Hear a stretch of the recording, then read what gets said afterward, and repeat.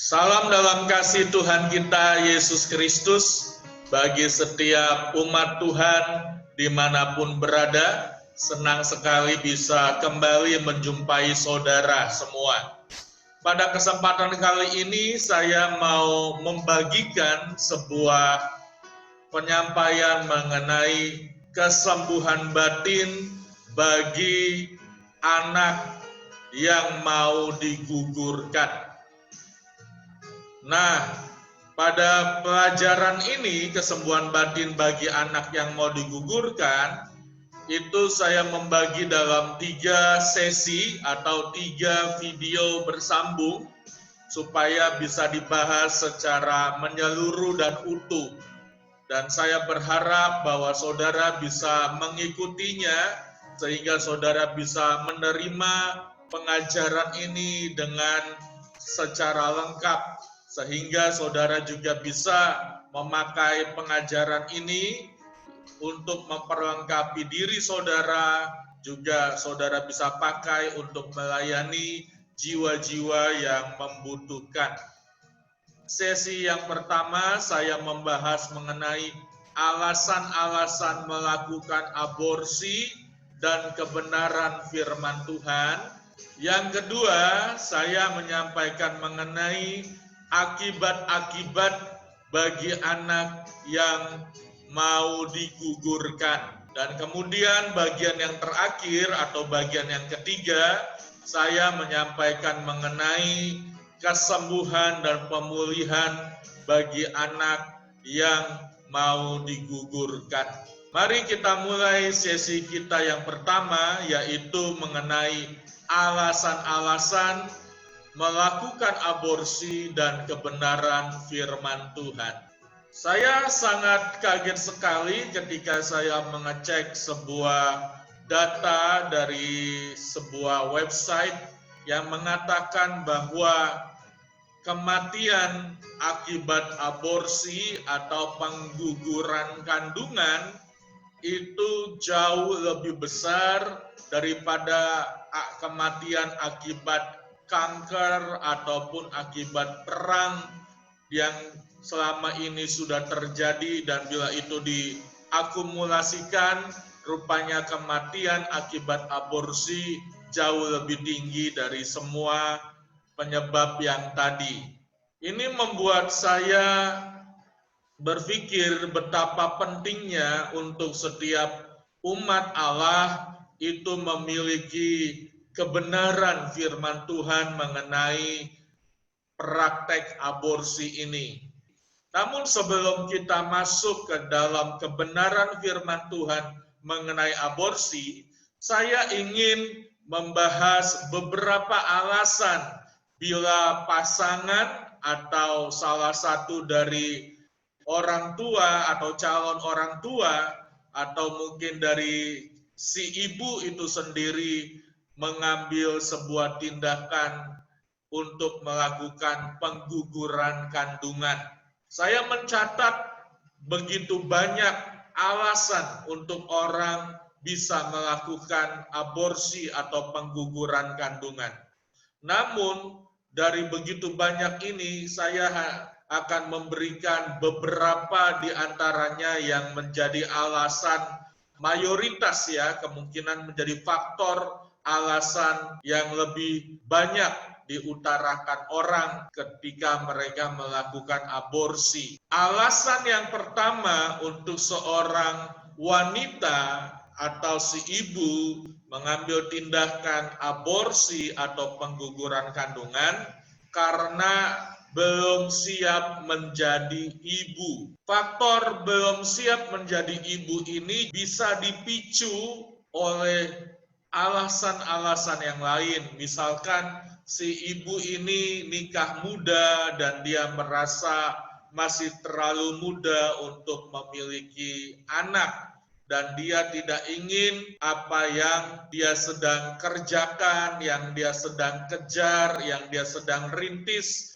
Mungkin dia masih mau kuliah, mungkin dia masih mau merintis karir, dan dia tidak ingin kehamilannya atau dengan kehadiran seorang anak itu menghambat ambisinya, menghambat rencana-rencananya. Selain itu, ada juga ibu bisa saja belum siap untuk menjadi ibu karena dia masih belum puas menikmati masa bulan madunya. Dia tidak ingin masa bulan madunya yang baru 2-3 bulan ini di awal-awal pernikahan diganggu oleh kehamilan dan nanti akan melahirkan dan sebagainya. Jadi ada begitu banyak memicu untuk seseorang merasa belum siap untuk menjadi seorang ibu. Alasan yang kedua, bahwa kehamilan yang sedang terjadi itu adalah akibat hubungan gelap, ya, akibat main serong mungkin, ya, akibat hubungan yang tidak resmi, sehingga kandungan itu ingin digugurkan. Saya membaca begitu banyak cara atau teknik, metode untuk melakukan pengguguran. Namun ada juga satu cara, yaitu bagaimana ada satu teknik yang membuat perut si wanita hamil itu akan mengecil, mengerut, ya, semakin kecil, sehingga nanti bayi atau janin yang ada di dalam kandungannya itu akan tertekan dan kemudian mungkin bisa rusak, bisa hancur, bisa terbunuh, dan kemudian akan keluar dari rahim si ibu. Jadi teknik-teknik pengguguran kandungan itu banyak sekali, ya. Namun hal ini biasanya dilakukan sesuai dengan kondisi dari kehamilan dari wanita tersebut. Alasan yang ketiga, kenapa seorang ibu itu ingin menggugurkan kandungannya atau dalam kata lain melakukan pembunuhan atas janin yang ada di dalam rahimnya, itu adalah karena jarak kelahiran yang terlalu dekat. 3 tahun yang lalu melahirkan anak pertama, kemudian 9 bulan, 10 bulan, atau 11 bulan kemudian melahirkan anak yang kedua, kemudian berikutnya melahirkan anak yang ketiga. Jadi seakan-akan jarak kehamilan, maksud saya jarak melahirkan itu terlalu dekat, seakan-akan rasa sakit itu belum hilang, itu sudah harus mengandung lagi. Nah, ini juga bisa menjadi alasan seseorang melakukan aborsi. Sedangkan alasan yang keempat, yaitu ketika si wanita ini sedang hamil, kemudian suaminya atau lakinya itu main serong, berbuat mesum atau berzina, ya, berselingkuh, dan kemudian wanita ini dendam dengan laki-laki tersebut, sehingga dia berpikir lebih baik saya gugurkan saja kandungan ini, sehingga semua bisa beres, saya bisa melupakan dia, dan seterusnya. Itu juga bisa menjadi alasan untuk seorang wanita melakukan pengguguran kandungan. Alasan yang kelima, yaitu alasan yang terakhir yang saya ingin beritakan kepada saudara, yaitu karena anak sudah terlalu banyak dan ekonomi atau tingkat kesejahteraan juga tidak terlalu baik, hidup pas-pasan, sehingga bila melahirkan lagi akan menjadi beban bagi keluarga tersebut. Akhirnya keluarga itu bisa mengambil kesepakatan untuk menggugurkan kandungan. Nah, ini juga banyak sekali orang yang memiliki alasan-alasan yang seperti ini.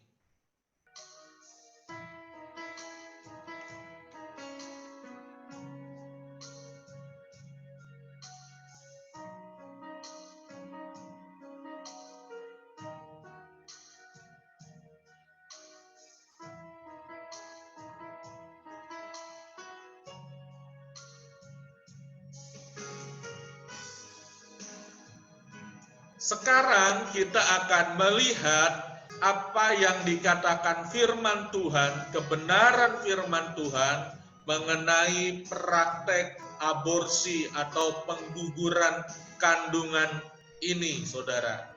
Di dalam kitab Ulangan pasal yang ke-27 ayatnya yang ke-24, saya akan membacakan bagi saudara.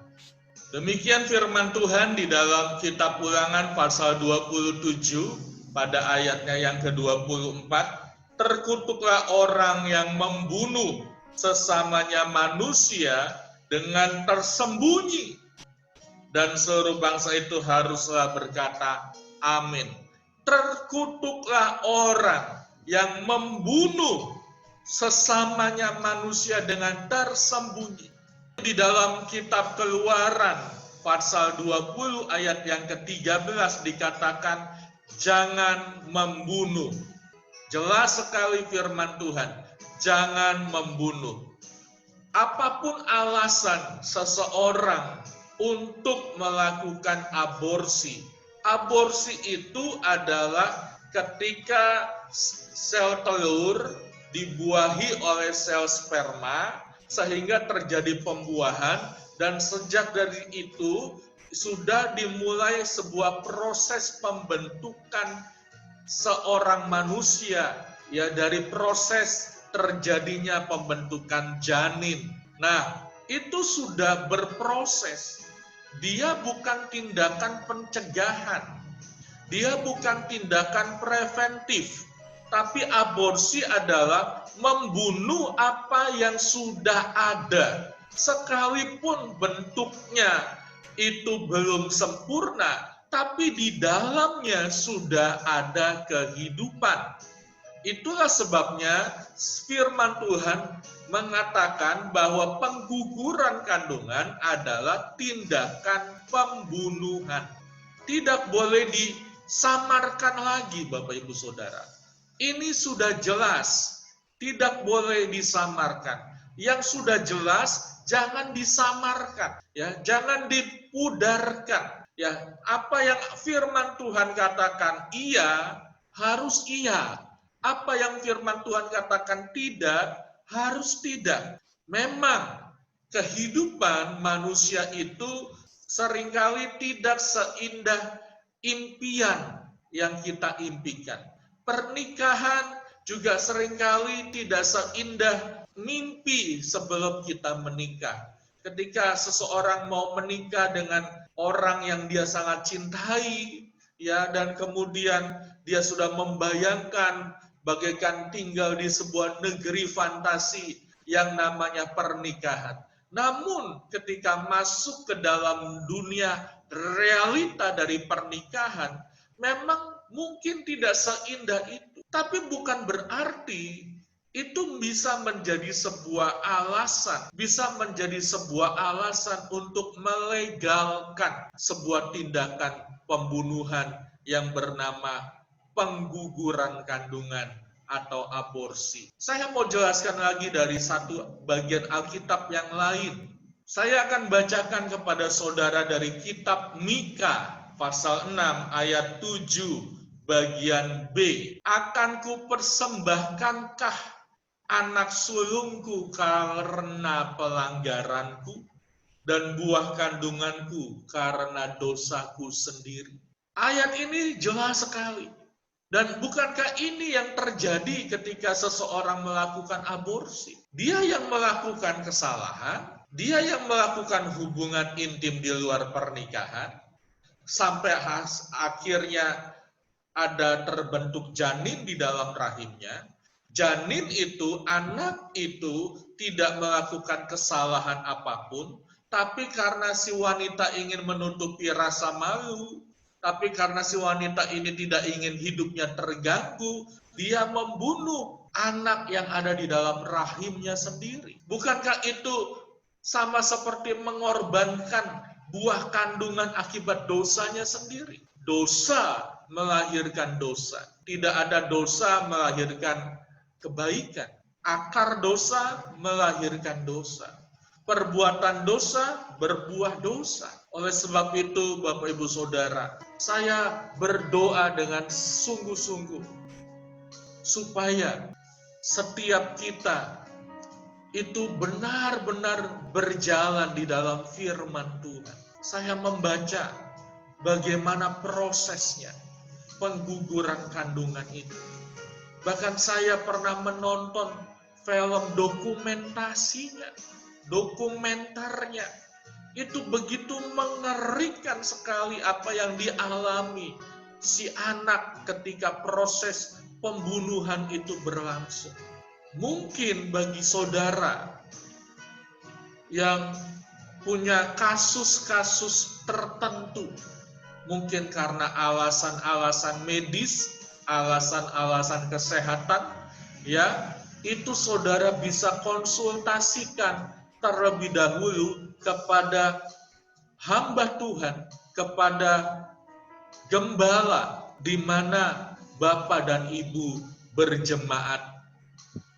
Demikianlah apa yang saya mau sampaikan pada sesi yang pertama ini mengenai alasan-alasan kenapa orang mau melakukan aborsi atau pengguguran kandungan. Dan saya juga sudah menyampaikan pandangan firman Allah, kebenaran firman Allah mengenai aborsi tersebut. Saudara, silakan ikuti sesi yang kedua mengenai akibat-akibat yang dihasilkan bagi anak yang mau digugurkan. Akibatnya itu apa saja?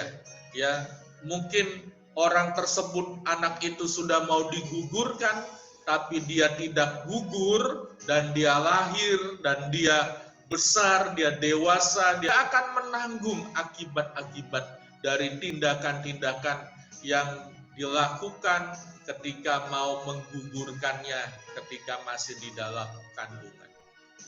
Sampai berjumpa di video yang berikutnya. Tuhan Yesus memberkati.